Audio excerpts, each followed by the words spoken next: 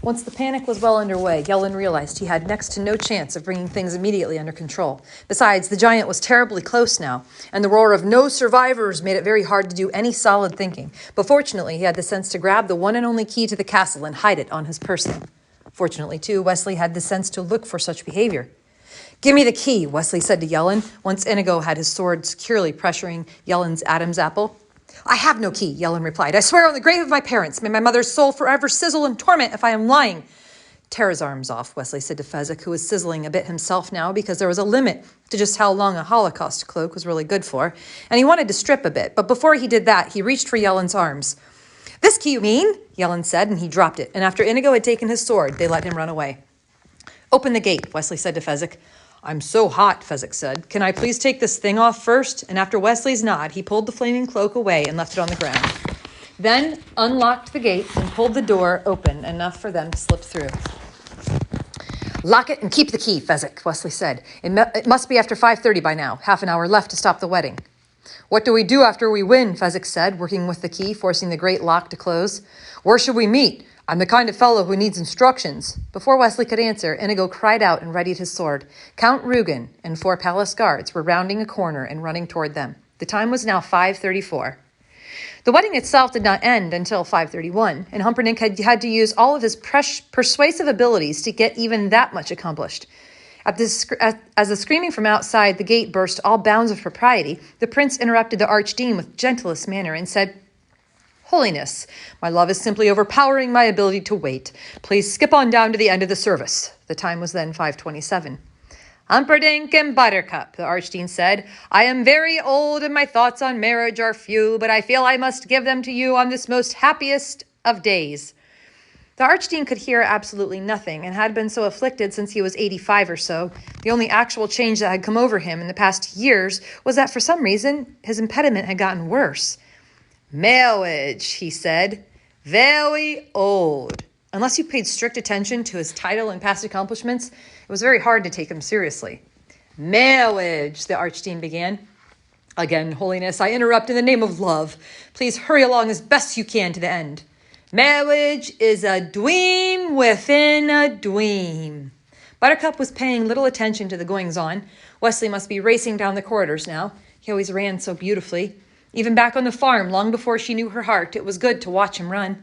Count Rugen was the only other person in the room, and the commotion at the gate had him on edge. Outside the door, he had his 4 best swordsmen, so no one could enter the tiny chapel. But still, there were a lot of people screaming where the brute squad should have been. The 4 guards were the only ones left inside the castle, for the prince needed no spectators to the events that were soon to happen. If only the idiot cleric would speed things along. It was already 5:29. "The dream of love wrapped within the greater dream of everlasting west. Eternity is our friend. Remember that.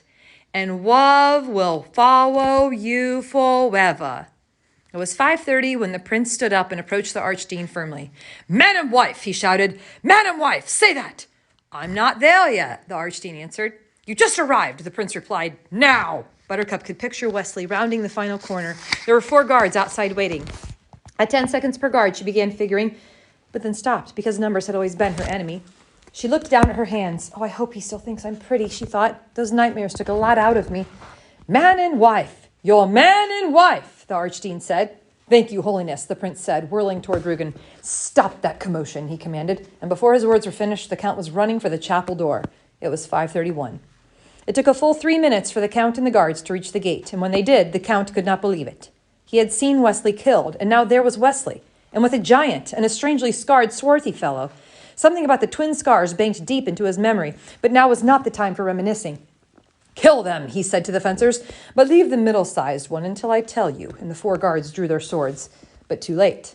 Too late and too slow, because as Fezzik moved in front of Wesley, Inigo attacked, the great blade blinding, and the 4th guard was dead before the first one had sufficient time to hit the floor. Inigo stood, still a moment, panting. Then he made a half turn in the direction of Count Rugen and executed a quick and well-formed bow. "Hello," he said. "My name is Inigo Montoya. You killed my father. Prepare to die." And in reply, the count did a genuinely remarkable and unexpected thing. He turned and ran. It was now 5:37. King Lothran and Queen Bella arrived at the wedding chapel in time to see Count Rugen leading the 4 guards in a charge down the corridor. "Are we too early?" Queen Bella said as they entered the wedding chapel and found Buttercup and Humperdinck and the Archdeacon. "There is much going on," the prince said. "All in due time will come matchlessly clear, but I fear there is a strong possibility that, at this very moment, the Guelderians are attacking. I need time alone in the garden to formulate my battle plans, so could I prevail upon you two to personally escort Buttercup to my bedchamber?" His request was naturally granted. The prince hurried off then, and after one stop to unlock a closet and remove several pairs of boots that had once belonged to Guelderian soldiers, he hurried outside. Buttercup, for her part, walked very slowly and peacefully between the old king and queen. There was no need ever to worry, not with Wesley there to stop her wedding and take her away forever. The truth of her situation did not take genuine effect until she was halfway to Humperdinck's room. There was no Wesley, no sweet Wesley. He had not seen fit to come for her. She gave a terrible sigh, not so much as sadness as of farewell. Once she got to Humperdinck's room, it would all be done. He had a splendid collection of swords and cutlery. She had never seriously contemplated suicide before. Oh, of course, she thought about it. Every girl does from time to time, but never seriously. To her quiet surprise, she found it was going to be the easiest thing in the world. She reached for the prince's surprise and said good night to the royal family and went directly to the wall of weaponry. The time was then 5:46. Inigo, at 5:37, was so startled at the count's cowardice that for a moment he simply stood there.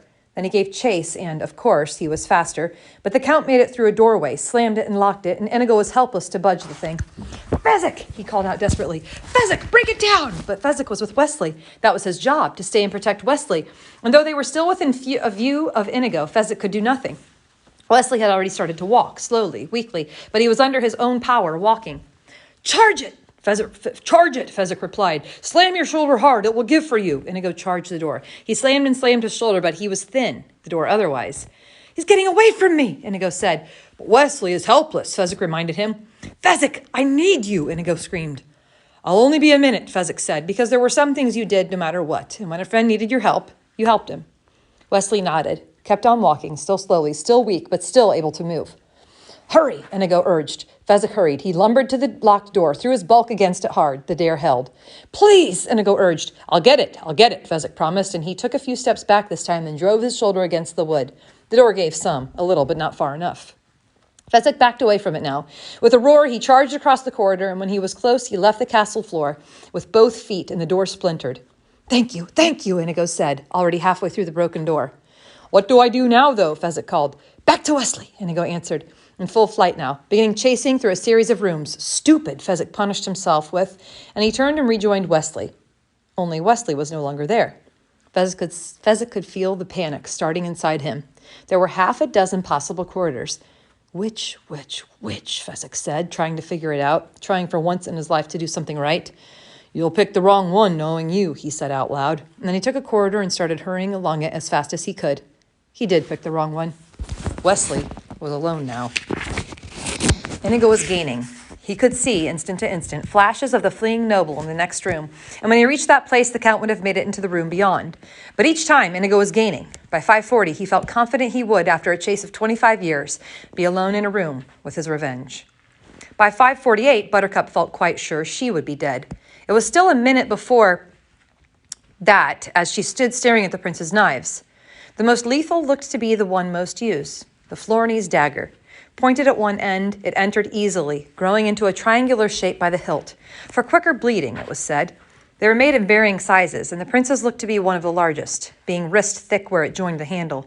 She pulled it from the wall, put it to her heart. "There are always too few perfect breasts in this world. Leave yours alone," she heard. And there was Wesley on the bed. It was 5:48, and she knew she would never die. Wesley, for his part, assumed he had till 6:15 for his hour to be up. That was, of course, when an hour was up, only he didn't have an hour. Only 40 minutes till 5:55, actually. 7 minutes more. But, as has been said, he had no way of knowing that. And Inigo had no way of knowing that Count Rugen had a Florinese dagger, or that he was an expert with the thing. It took Inigo until 5:41 before he actually cornered the Count in a billiard room. "Hello," he was about to say. "My name is Inigo Montoya. You killed my father. Prepare to die." What he actually got out was somewhat less. "Hello, my name is And then the dagger rearranged his insides. The force of the throw sent him staggering backward into the wall. The rush of blood weakened him so quickly he could not keep his feet. Domingo, Domingo, he whispered. And then he was at 42 minutes after 5, lost on his knees. Buttercup was baffled by Wesley's behavior. She rushed to him, expecting to be met halfway in a wild embrace. Instead, he only smiled at her and remained where he was, lying on the prince's pillows, a sword beside his body. Buttercup continued the journey alone and fell onto her very one and daring Wesley. Gently, he said. At a time like this, that's all you can think to say? Gently? Gently, Wesley repeated, not so gently this time.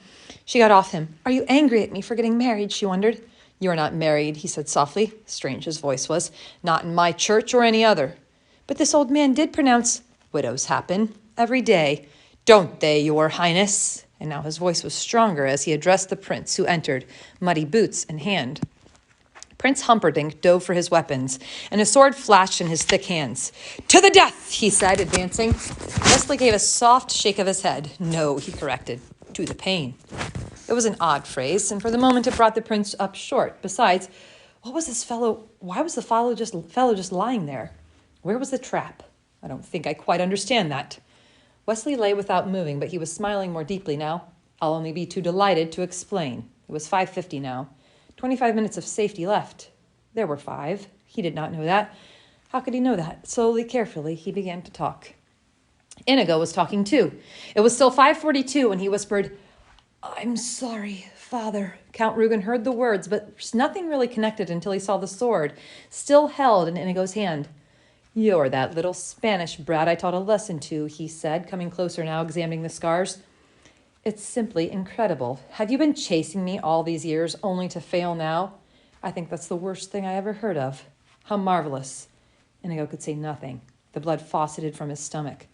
Count Rugen drew his sword. Sorry, Father. I'm sorry. I don't want your sorry. My name is Domingo Montoya, and I died for that sword, and you can keep your sorry. If you were going to fail, why didn't you die years ago and let me rest in peace? And the Macpherson was after him too. Spaniards. I never should have tried to teach a Spaniard. They're dumb. They forget. What do you do with a wound? How many times did I teach you? What do you do with a wound? Cover it, Inigo said, and he pulled the knife from his body and stuffed his left fist into the bleeding. Inigo's eyes began to focus again. Not well, not perfectly, but enough to see the Count's blade as it approached his heart. And Inigo couldn't do much without the attack, parry it vaguely, push the point of the blade into his left shoulder where it did no unendurable harm. Count Rugen was a bit surprised that his point had been deflected, but there was nothing wrong with piercing a helpless man's shoulder. There was no hurry when you had him. Macpherson was screaming again. Spaniards! Give me a Pollock anytime. At least the Pollocks remember to use the wall when they have one. Only the Spaniards will forget to use a wall. Slowly, inch by inch, Inigo forced his body up the wall, using his legs just for pushing, letting the wall do all the supporting that was necessary. Count Rugen struck again, but for any number of reasons, most probably because he hadn't expected the other man's movement, he missed the heart and had to be content with driving his blade through the Spaniard's left arm. Inigo didn't mind. He didn't even feel it. His right arm is where his interest lay, and he squeezed the handle, and there was strength in his hand, enough to flick out at the enemy, and Count Rugen hadn't expected that either, so he gave a little involuntary cry and took a step back to reassess the situation. Power was flowing up from Inigo's heart to his right shoulder and down from his shoulder to his fingers, and then into the great six-fingered sword, and he pushed off from the wall then with a whispered, Hello, my name is Inigo Montoya. You killed my father. Prepare to die. And they crossed swords. The Count went for the quick kill, the inverse Benetti. No chance. Hello, my name is Inigo Montoya. You killed my father. Prepare to die. And they crossed, and the Count moved into a Morazzo defense because the blood was still streaming. Inigo shoved his fist deeper into himself. Hello, my name is Inigo Montoya. You killed my father. Prepare to die. The Count retreated around the billiard table. Inigo slipped in his own blood. The Count continued to retreat, waiting. Hello, my name is Inigo Montoya. You killed my father. Prepare to die. He dug with his fist, and he didn't want to think what he was touching and pushing and holding into place, but for the first time, he felt able to try and move. So the six-fingered sword flashed forward, and there was a cut down one side of Count Rugen's cheek, and another flash, another cut, parallel bleeding. Hello, my name is Inigo Montoya. You killed my father. Prepare to die. Stop saying that. The Count was beginning to experience a decline of nerve. Inigo drove in for the Count's left shoulder as the Count had wounded his. Then he went through the Count's left arm at the same spot the Count had penetrated his. Hello! Stronger now. Hello! Hello! My name is Inigo Montoya. You killed my father. Prepare to die. No. Offer me money. Everything, the Count said. Power too. Promise me that. All I have and more. Please. Offer me anything I ask for. Yes. Yes. Say it. I want Domingo Montoya, you son of a bitch. And the six-fingered sword flashed again. The Count screamed. That was just to the left of your heart. Inigo struck again. Another scream. That was below your heart. Can you guess what I'm doing? Cutting my heart out. You took mine when I was 10. I want yours now. We are lovers of justice, you and I. What could be more just than that? The Count screamed one final time and then fell dead of fear. Inigo looked down at him. The Count's frozen face was petrified and ashen, and the blood still poured down the parallel cuts. His eyes bulged wide, full of horror and pain. It was glorious, if you like that sort of thing. Inigo loved it.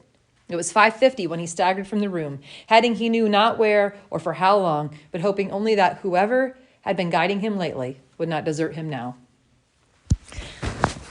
I'm going to tell you something once, and then whether you die or not is strictly up to you, Wesley said, lying pleasantly on the bed. Across the room, the prince held the sword high.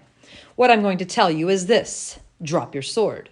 And if you do, then I will leave with this baggage here. He glanced at Buttercup. And you will be tied up, but not fatally, and will soon be free to go about your business. And if you choose to fight, well then, we will not both leave alive. I expect to breathe a while, the prince said. I think you are bluffing. You have been a prisoner for months, and I myself killed you less than a day ago, so I doubt you have much might left in your arm. Possibly true, Wesley agreed. And when the moment comes, remember that I might indeed be bluffing. I could, in fact, be lying right here because I lack the strength to stand. All that, weigh carefully. You're only alive now because you said to the pain. I want that phrase explained. My pleasure. It was 5:52 now, 3 minutes left. He thought he had 18. He took a long pause and started speaking. Surely you must have guessed I am no ordinary sailor. I am in fact Roberts himself. I am in fact not the least surprised or awed. To the pain means this. If we duel and you win, death for me. If we duel and I win, life for you, but life on my terms. Meaning, it could all be a trap. His body was at the ready. There are those who credit you with skill as a hunter, though I find that doubtful. The prince smiled. The fellow was baiting him. Why? And if you hunt well, then surely when you tracked your lady, you must have begun at the cliffs of insanity. A duel was fought there, and if you noted the movements and strides, you would know that those were masters battling. They were, remember this. I won that fight, and I'm a pirate. We have our special tricks with swords. It was 5:53. I am not unfamiliar with steel. The first thing you will lose will be your feet, Wesley said. The left, then the right, below the ankle. You will have stumps available to use within 6 months. Then your hands at the wrist. They heal somewhat quicker. 5 months is a fair average. And now Wesley was beginning to be aware of strange changes in his body, and he began talking faster and louder. Next your nose, no smell of dawn for you, followed by your tongue, deeply cut away, not even a stump left, and then your left eye, and then my right eye, and then my ears, and shall we get on with it, the prince said. It was 5:54. Wrong! Wesley's voice rang across the room. Your ears you keep, so that every shriek of every child at seeing your hideousness will be yours to cherish.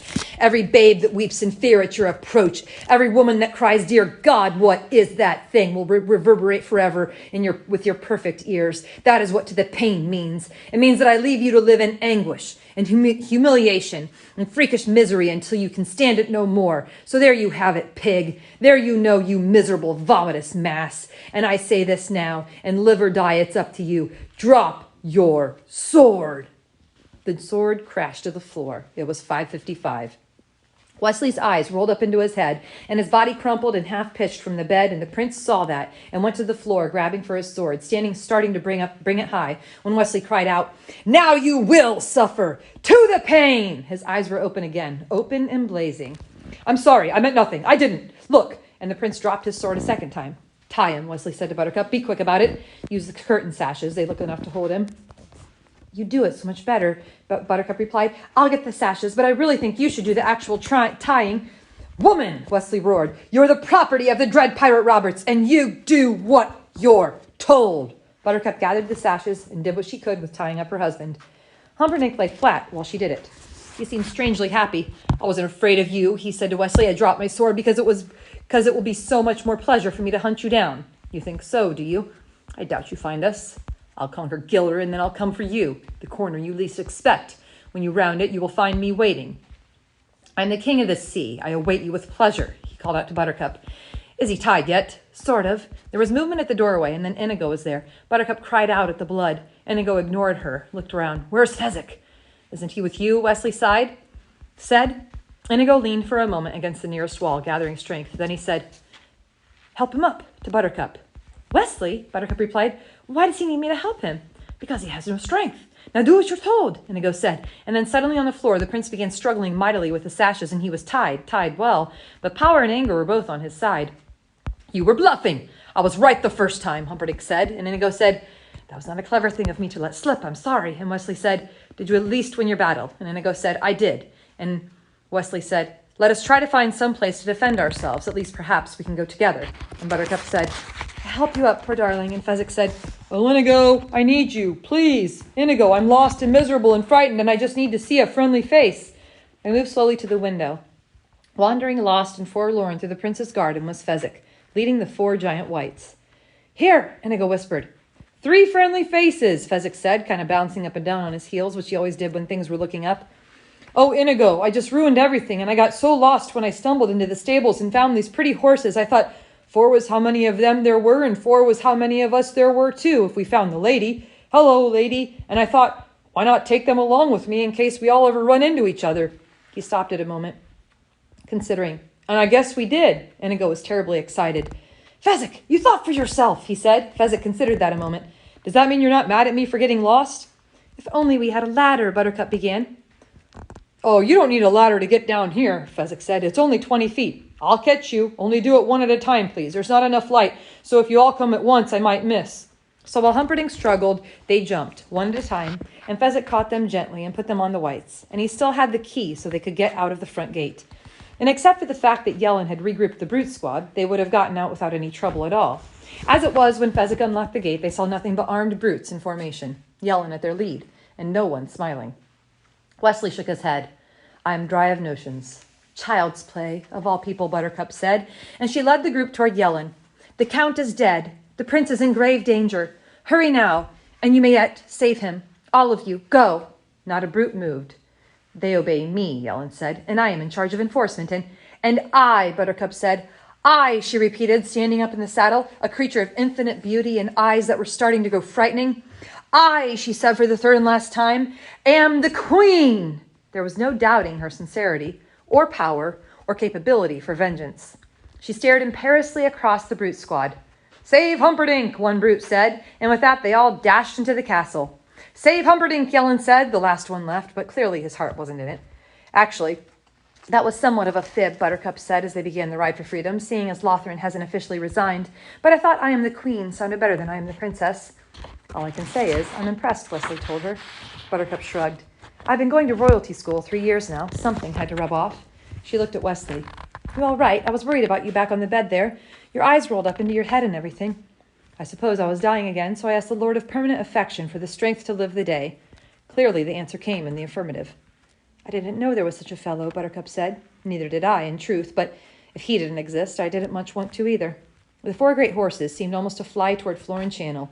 It appears to me as if we're doomed then, Buttercup said. Wesley looked at her. Doomed, madam. To be together, until one of us dies.